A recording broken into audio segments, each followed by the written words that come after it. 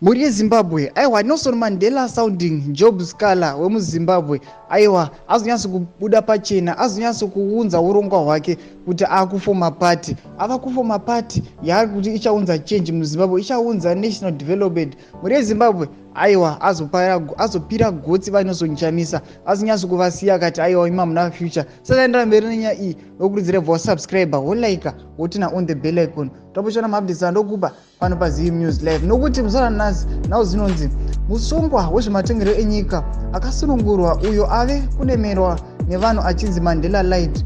Mushure mekubuda mujeri ava kutaura savaNelson Mandela pamwe nekupfeka savo.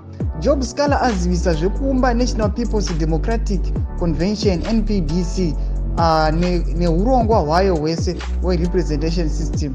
Izvi zvaitika apo anga achizivisa kuti ave kusiya basa mubato reTCC achitangwa zvitsva izvo zvaanoti zvine ramangwana richaunza zvibereko. Aiwa, ndo mashoko ava Job wiwa Sikhala ekuti aiwa ndada kuisa change muZimbabwe ndiri nini. Sanendera mberi ichinzi pane zvimwe zvaonekwa nevanhu izvo vanoti Sikhala anogona kunge akakushanda naMorgan Committee sezvo aonekwawo pachitiko chesona yake. Aiwa, muri Zimbabwe ndo nyaya tikupenengurei kuti aiwa Job Sikhala atozobuda musaga. Vanhu vakakamira kuti achati kudii sezvo akati chimbondipe nguva yekudziya ndimbofunga ndimboona zviri kuitika. Saka vazopa final decision yavo vakati aiwa Chabangu handimuteveri, vakati Nelson Chamisa ndimuteveri, haana kana kumbo contributa mukuriliswa kwake mujeri. Ndobva ati ndava kufoma new political party yangu nditevedzere dream yangu, ndini Mandela weZimbabwe. Muri Zimbabwe ndo mashoko aripa ndokurudzira chibva tipa mafungiro ako pinda mucomment section medu, tsangana kusubscribe, kulike, kunotina on the bell icon.